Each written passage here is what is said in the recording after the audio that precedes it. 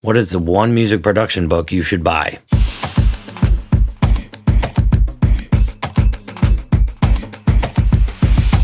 Hi guys, it's John Judd. Now, on a limited budget, if you could only buy one book for music production, this is the one that I would tell you to buy. Mixing Secrets for the Small Studio by Mike Senior. And while I don't think you can learn things like mixing or EQing, mastering, those things are truly impossible to learn through a book. And I've bought a ton of them, many good, some not so great. So without just reading the book to you, here are some of the topics that he covers. I'll make more points about the things that really affected how I approach music production and mixing. He talks about monitors, which is always helpful. He talks about ported monitors. One of the things he discusses early on in the book and really stresses is your room. I always knew it was important, but this can make or break the music that is created in that room. So he talks about resonances and goes into tons of detail. He actually has a list of frequencies that you should be suspicious of. He also discusses the measurements of your room and how the math of that plays into where certain frequency resonances, buildups, or nulls will happen. That one chapter is so full of information, it's amazing. He goes on to discuss commercial mixes that had consistent bass content. The idea behind that is going and listening to those particular mixes with the knowledge that they have consistent bass content, because if they're not consistent, it's telling you there's something wrong with your room, not with their mix.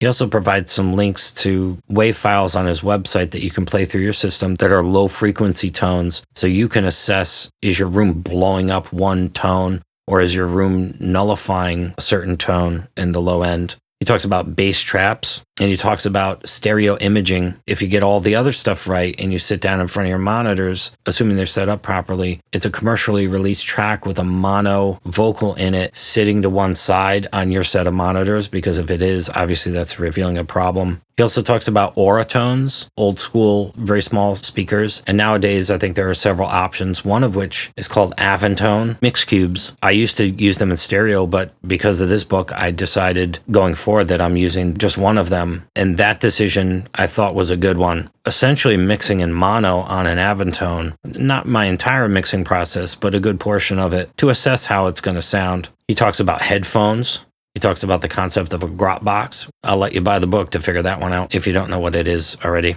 Something he does discuss are reference mixes. Even though the concept of reference mixes wasn't really stressed in a lot of the stuff I had studied, I've always used reference mixes. They're really valuable in terms of assessing your high-end, low-end, and mid-content and developing kind of a catalog of references.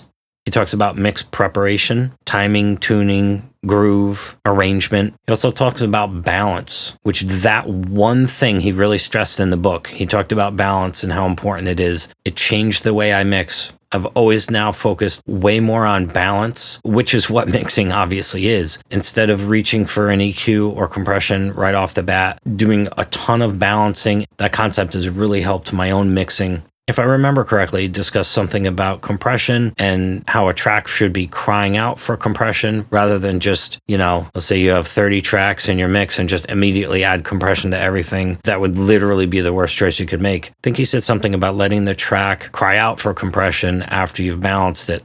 It will be continually drawing your attention to it in a bad way. So obviously in a mix, that's a bad thing. And so I guess maybe the concept of less is more as regards compression and maybe even EQing. He does discuss a fair amount of EQing. He discusses some distortion and how to use that as a mixing tool. He talks about side chaining. He also talks about a really great concept of viewing the song through a listener's standpoint and perhaps guiding a listener through the song, holding their hand through it and telling them where their attention needs to be. So guys, I'm going to end the video with this thought. I have no affiliation with Mike Senior or that book. It is immediately obvious that this is one of the most valuable books you'll have on your music production bookshelf. The product happened to be that good. I'm just saying, go buy it. That having been said, thank you for watching and have a nice day.